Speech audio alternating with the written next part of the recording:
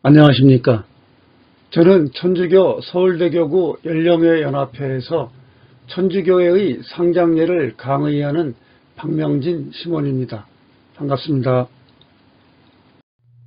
이번 강의는 천주 성교 예규가 우리나라 교회에 기여한 점과 문제점에 대해서 살펴보기로 하겠습니다. 먼저 천주 성교 예규가 기여한 점에 대해서 설명해 드리겠습니다. 무엇보다도 하느님을 중심으로 상장례를 치를 수 있게 한 점입니다. 부활에 대한 굳은 믿음과 희망은 천주교보다 이 땅에 먼저 들어온 샤머니즘인 무교, 그리고 불교와 유교와 같은 종교들에서는 볼 수 없었던 것입니다. 우리나라 교회는 이 새로운 인생관과 신앙을 상장례의 모든 과정을 통해서 분명하게 고백하였습니다. 상장례에 참여한 유족과 교우들은 죽은 이의 영혼을 구원하기 위한 노력을 그리스도인이 지녀야 할 가장 큰 사랑으로 알고 적극 실천하였던 것입니다. 이미 지난번 강의들에서 여러 번 강조하였던 것처럼 교우의 시신은 다른 이이 아닌 하느님께 속하는 귀중한 존재, 예수님의 지체, 성령의 궁전이라고 믿었기 때문에 다른 종교들보다 특별하게 소중히 다루었던 것입니다.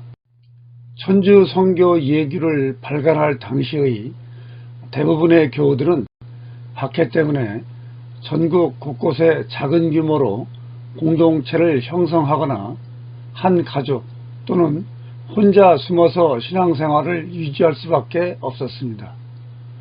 사제를 통한 미사 성제와 성사생활은 물론이고 교회로부터 합당한 양성과 돌봄은 거의 받지 못했습니다.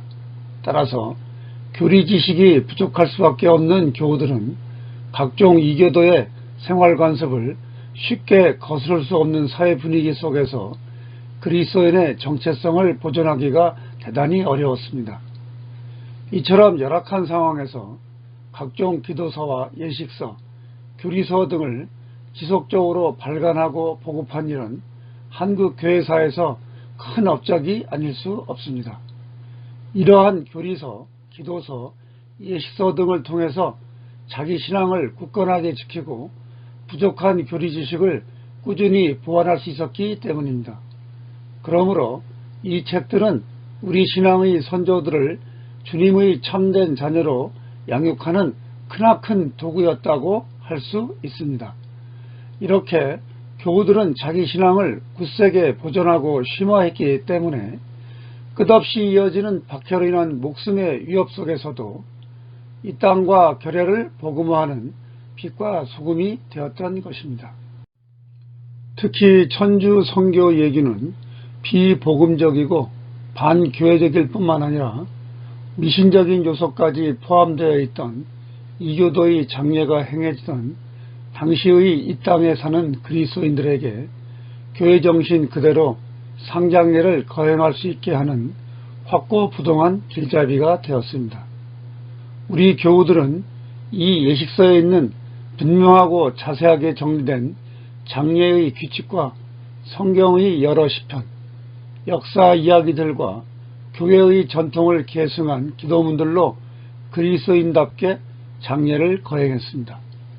나아가 파리 예방 전교회의 달래 신부가 저술한 한국 천주교회사에 기록되어 있듯이 이렇게 거룩한 장례로 이웃들을 감화시켜 주님의 자녀로 이끌 수 있었던 것입니다. 또한 한문본 성교 얘기와 다른 예식서, 그리고 기도서 등에 있는 기도를 번역할 때도 산문체가 아닌 운문체를 사용하고 교회의 전통적인 기도 방식을 따라 개와 응으로 나누어 바치게 함으로써 긴 기도문에 비해 지루하지 않게 기도할 수 있게 배려하였습니다. 그러나 천주 성교 예규가 이렇게 크게 공헌한 점에 이면에 있는 다음과 같은 문제점들을 지적하지 않을 수 없습니다. 우선 언어에 대한 문제입니다. 천주 성교 예규에는 한문본 성교 예규에서 발췌 번역한 내용과 한문본 성교 예규에는 없지만 이미 발행된 천주 성교 공과의 상장 예식과 관계된 기도문들을 그대로 수록했는데, 이 두 책의 원본은 한문으로 된 기도서와 예식서들을 번역한 것입니다. 따라서 이전 강의에서 129 성경을 해설할 때 지적한 바와 같이 성경 본래의 의미와 거리가 먼 부분들이 있습니다. 히브리어 성경이나 그리스어 성경인 70인역, 라틴어 성경인 불가따를 보고 번역하지 않고 한문으로 번역된 것을 다시 우리말로 번역한 이중 번역이기 때문에 성경 본래의 의미와 다르게 된 것입니다. 129 성경의 시작 부분인 주여 나 깊고 그윽한 곳에서 내게 부르짖나이다. 여기에서 깊고 그윽한 곳은 본래의 의미인 깊은 구렁과는 의미도 느낌도 대단히 다른 것입니다. 또한 이 책을 만든 사람들은 당시 조선 사람들이 사용하는 우리말로 풀이하려고 대단히 노력한 점이 돋보입니다.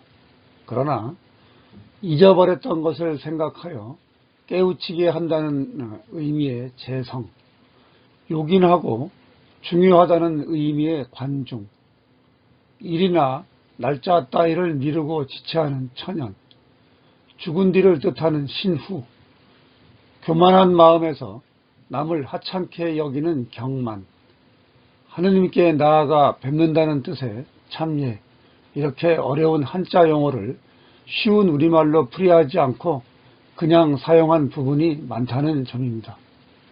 이렇게 어려운 한자말이 남아있는 이유는 당시 앵베르 주교나 다블리 주교 등을 도와서 이 번역 작업에 동참했던 황석두 회장과 같은 조선 선비들의 언어 사용의 한계 때문입니다. 그분들은 평민 이하의 무식한 교우들을 위해서 최대한 쉬운 우리말로 번역하려고 노력을 했지만, 부지한 교우들이 일상적으로 쓰는 말과 그런 쉬운 말과 자기들에게는 익숙하지만 무지한 백성은 알아듣기 어려운 한자말에 대한 선별 능력이 완벽하지는 않았습니다. 어쩔 수 없이 선비들이 일상적으로 쓰는 어려운 한자말을 무식한 이들이 이해하기 쉽게 쉬운 우리말로 풀이하지 못하고 그냥 사용한 경우가 많았던 것입니다. 이와 함께 이렇게 될 수밖에 없던 사정 가운데 하나가 바로 이러한 점입니다. 뭐냐 하면 늘 자기 생명과 교회의 존립을 위협하는 혹심한 박해의 위협 속에서 일정한 장소에서 여유를 가지고, 그리고 많은 사람들의 자문을 받아서 번역하고, 그리고 그것을 이렇게 수정할 수 있는 그러한 여건이 전혀 못됐습니다. 여기저기 쫓겨다니면서 늘 그 불안한 가운데 몇몇 한정된 사람만으로 겨우 초고를 마치고, 그리고 겨우 목판돈이나 활판돈으로 인쇄할 수 있었기 때문에 그럴 여유가 없었다. 이것도 하나의 큰 이유가 되겠습니다. 한편으로 천주 성교 예규를 관통하는 신신 문제를 지적하지 않을 수 없습니다. 서울 가톨릭대학과 수원 가톨릭대학교 학장을 역임하시면서 신학생들에게 전례학을 가르치고 가톨릭교회의 올바른 전례 생활을 위해서 평생을 헌신한 최윤환 문신열은 한국 공과의 내용 비판과 쇄신 전망이라는 논문에서 천주 성교 공과를 지배하는 신심에 대한 문제를 명확히 정리하였습니다. 한국 교회의 공식 기도서였던 천주 성교 공과는 천주 성교 예기보다 먼저 발간되었을 뿐만 아니라 천주 성교 공과의 주요 기도문들이 천주 성교 예규에서도 그대로 사용된 것이 많으므로 다음과 같은 지적을 천주 성교 예규에 적용해도 큰 문제가 없을 것으로 판단됩니다. 기도문들 안에는 어떤 기본 사상과 동기가 지배적인가? 일반적으로 그리스도의 부활 사상보다는 순환 사상이 더욱 강하게 표현되어 있다. 그리고 그리스도의 순환에 참여하고 있는 성모와 성인들의 고통에 의 동참 사상이 드러나고 있다. 여기에는 물론 모해의 애호 사상이었던 속죄 사상이 매우 강조되어 있다고 하겠다.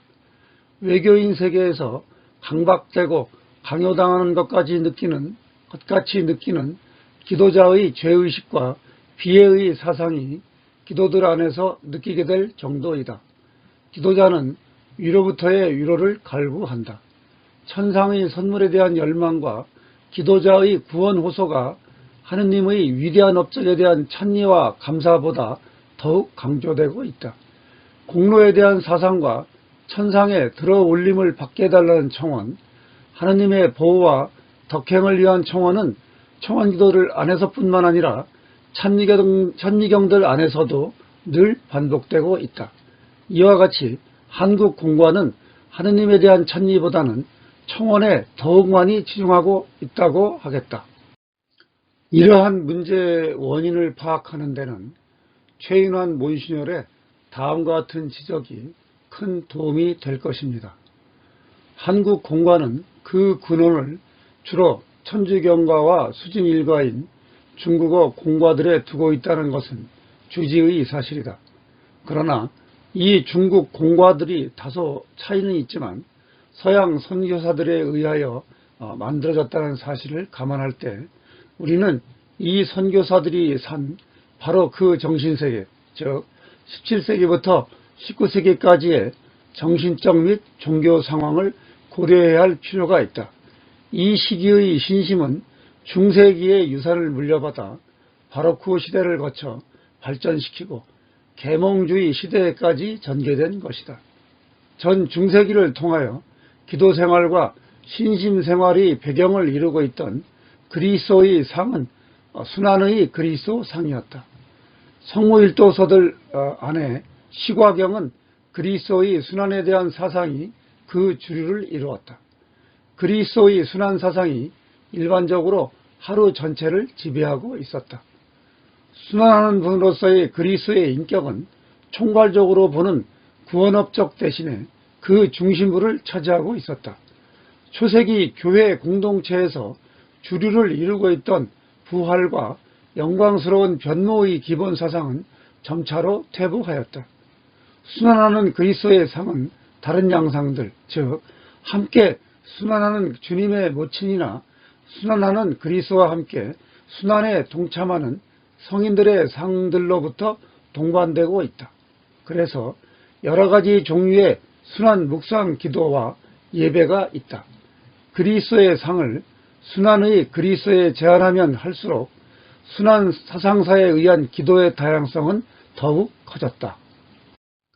오랫동안 대구 가톨릭 기학교에서 신학생들에게 전략을 가르친 최창덕 신부는 최인환 몬시뇰이 지적한 위의 문제들에 대해서 새 상장 예식에 수록된 위령기도에 대한 전례신학적 반성과 실천의 문제점, 위령기도의 사목적 실천에 따른 문제와 그 해결 방안 제시, 이러한 논문을 통해서 좀 더 구체적이고도 상세하게 설명하고 있습니다. 두 기도서, 즉 천주 성교 공과와 천주 성교 예규가 표현하는 신학은 전형적인 중세의 죽음과 심판에 대한 이해가 그 바탕을 이루고 있다. 곧 죽음은 더 이상 새로운 삶의 단계로 건너감이나 주님께서 계시는 본향으로 되돌아가는 것이라기보다는 오히려 주님 심판 앞에 등장함이며 혹독한 저세상 단련의 시기가 시작하는 것으로 이해하였다. 그로 인하여 장례 전례의 파스카적인 특성은 뒤로 물러나고 속죄와 보속, 그리고 하느님의 엄한 심판과 하느님의 의노에 대한 두려움과 불안이 전면에 등장하여 장례 전례의 성격을 지배하였다. 이 같은 강조점에는 연옥교리에 대한 교의사적 발전이 큰 역할을 하였다. 위령부석가인 D.S. 이래와 사도예절 때 부르는 리베라맨은 대표적인 세상 심판에 대한 노래이다. 무서운 하느님의 분노와 심판에 대한 두려움을 묘사하는 이 내용이 표현을 달리하여 성교 예기의 출간 때 낭송된다. 임종과 죽은이를 위한 기도의 관점은 악마의 위협과 연옥에 대한 두려움에 방향을 두고 있다. 임종하는 사람은 하나의 다른 세계로 건너가는 데 있어 커다란 위험에 놓여 있다. 마귀는 영혼을 자기 것으로 삼으려 시도하기에 물리쳐야 한다. 악마의 영향에 대한 위험은 임종 침대에서의 죽음과의 투쟁에서 시작한다. 침상에서의 임종하는 일을 위해 기도하는 사람들은 기도를 통하여 마귀의 권세나 그 임재와 활동을 몰아내려고 시도한다. 연옥에 대한 두려움에 대한 생각은 죽은 이를 위한 기도의 찬미경에 제일 강하게 등장한다. 주님의 순환과 죽음과 부활의 파스카 신비는 설 자리가 없고 속죄와 보속, 두려움과 불안에서 하느님께 대한 간구가 중심을 이룬다. 인천 가톨릭대학교에서 전례학을 강의한 이완희 신부는 전례사적 맥락에서 살펴본 장례 예식의 본질적 의미라는 논문에서 파스카, 즉 부활신앙을 중심으로 거행되던 장례 예식이 중세 이후에 변질된 점을 다음과 같이 지적합니다. 초기 그리스도교 신자들은 비록 통일된 장례 예식서를 가지고 있지 못하였지만 어떻게 하는 것이 가장 그리스도교적이며 파스카적인 장례의 직전인가를 알고 있었던 것으로 보인다. 그들은 시편과 찬가를 노래하면서 장례 예절 안에서 파스카의 기쁨을 표현하였고 인간적인 슬픔과 고통을 참아내면서 죽음은 끝이 아니라 시작이라는 그리스도교적 신앙을 고백했던 것이다. 당대의 교부들과 순교자들은 삶의 중심을 부활신앙으로 채웠으며 이 부활신앙의 중심이 파스카, 곧 죽음에서 부활로 넘어가는 구원이라고 규정한 것이다. 그리고 그렇게 신앙을 고백했던 것과 똑같은 방법으로 장례 예절을 거행했던 것이다. 그러므로 초대교회의 장례 예식은 파스카 신앙의 구현이었다고 결론 지을 수 있을 것이다. 중세에 이르러 연옥에 대한 교의적 개념이 발전하게 되었다. 이 신학에 따르면 이 세상을 살아가는 사람은 모두 죄인이다. 하느님 나라는 순결한 성인들의 나라이므로 죄인인 채로는 아무도 그곳에 들어갈 수가 없다. 그러므로 하느님 나라에 들어가기 위해서는 죄를 씻을 곳이 필요했고 이곳이 연옥이라는 것이다. 이러한 신학은 중세 이후 장례 예식에 결정적인 영향을 주었다. 결국 10세기 이후의 장례 예식 안에는 심판에 대한 두려움을 표현하는 언어가 늘기 시작하였고 장례 예식은 참회와 속죄의 예절로 발전하였다. 따라서 중세의 장례 예식의 신학은 속죄의 신학으로 변질되었다.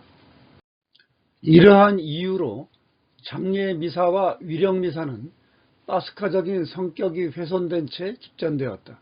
특히 위령 미사는 중세 때 일어난 몇 가지 전례적 신학적 사조와 만나면서 비약적으로 발전하였다. 첫째, 신신미사의 등장이다. 미사는 파스카의 재현이라는 초대교회 이래의 미사에 관한 전통적인 생각이 점차 흐려지고 라틴어를 모르는 대중들이 미사 집전에서 소외되면서 미사에 대하여 미신적이며 주술적인 이해가 생겨났다. 결국 위령미사가 죽은 이들의 구원에 지대한 영향을 미치는 것으로 받아들여지면서 크게 성행하였다. 둘째, 연옥에 대한 교리가 널리 퍼져나가면서 연옥에서 고통받는 영혼을 위한 미사의 효험이 강조되기 시작하였고 이는 위령미사의 빈번한 봉헌을 부추겼다. 셋째, 대사에 대한 교회의 교리가 확정됨으로써 연옥 영혼을 위한 미사, 위령기도, 자선행위 등이 강조되어 급기야는 미사가 지닌 공동체 모두를 위한 구원의 잔치라는 본래의 의미가 결정적으로 훼손되기에 이른다. 살아있는 사람이 위력미사를 한 대 봉헌함으로써 대사를 받고 그 대사만큼 죽은 이가 연옥에서의 징벌을 경감받는다는 식으로 대사의 효력이 그릇되게 사용되었다. 결국 이러한 중세의 사조는 장례의식을 초대교회의 파스카적 형식에서 속죄의 형식으로 바꾸는 데 결정적인 영향을 끼쳤다. 따라서 이러한 배경에서 생긴 신심의 문제점과 궁극적으로 지향해야 할 그리스도인의 기도에 대한 최인환 몬시뇰의 다음과 같은 방향 제시는 오늘을 사는 우리에게 귀중한 참고가 될 것입니다. 즉, 모든 것을 위로부터 바라는 자세, 고통을 참아받는 수동적 자세는 불교와 유교 문화의 영향을 받은 인간들이 정신에 부합되는 바 자발적이고 응답적인 자세, 능동적인 자세보다 더욱 강하다. 청원 기도가 정당하다는 것은 의심할 바 없지만 그리스도교적 기도는 자기 고유의 관심들의 협소한 지평 안에서만 국한시켜서는 안 되는 청원만으로 만족해서는 안 된다. 그리스도인 기도는 하느님의 위대한 업적과 구원 사업에 대한 찬미와 감사, 그리고 하느님께 대한 경배가 그 배경을 삼고 있어야 한다. 또한 최창덕 신부의 다음과 같은 지적 역시 위에 최인환 몬시뇰의 인용문과 같은 맥락에서 수용해야 할 것입니다. 제2차 바티칸 공의회가 장례 전례의 핵심을 파스카 신비라고 표현하였듯이 기도서를 지배하는 중심 사상은 바로 이 파스카 신비여야 한다. 이완희 신부는 디에스 나탈리스, 즉 천상 탄일의 전례를 위하여 이런 논문을 통해서 앞에서 지적한 최인환 몬시뇰과 최창덕 신부와 같은 맥락에서 파스카, 즉 예수 그리스도의 부활이 장례 예식에 구현되어야 함을 강조합니다. 즉 죽음에서 부활로 나아간다는 확신, 즉 부활에 대한 신앙은 그리스도교 핵심 교리이다. 그런데 이 죽음과 부활은 분리될 수 없는 동전의 양면과 같은 것이다. 죽어야 다시 살 수 있기 때문이다. 그러므로 길이 끝나는 곳에서 언제나 새로운 길이 시작되듯이 죽는 날은 다시 태어나는 날이 되는 것이다. 이날의 파스카적인 해방, 옛 교부들이 즐겨 말했던 디에스 나탈리스, 즉 천상 탄일은 구체적인 전례, 장례 예식 안에서 구현되어야 한다. 이 구현은 예식서의 이론으로 기록된 현학적인 차원이 아니라 구체적인 삶의 자리에서 이루어지는 거행에서 이루어져야 한다. 그리고 이러한 사목적 성취는 거의 전적으로 사목적 배려를 통해서만 실현될 수 있다. 앞의 세 분의 전례학자들이 지적한 부분들이 다음 시간부터 다룰 제2차 바티칸 공의회 이후의 교리서, 전례서, 기도서들에 반영되기 시작합니다. 물론 모든 것이 완벽하게 하루아침에 바뀌는 것은 아닙니다. 특히 우리나라 교회의 장례 예식서는 세 분께서 시작하셨던 부분들을 완전히 떨어낸 것은 아닙니다. 그러나 많은 부분 부활 중심의 초대교회 정신으로 돌아가고 일정한 시대와 장소에서 구체적인 징표로 드러나는 주님의 뜻을 따르려고 노력했습니다. 오늘 강의는 여기까지 하겠습니다. 다음 강의는 제2차 바티칸 공의회와 상장례의 변화부터 다루겠습니다. 감사합니다. 안녕히 계십시오.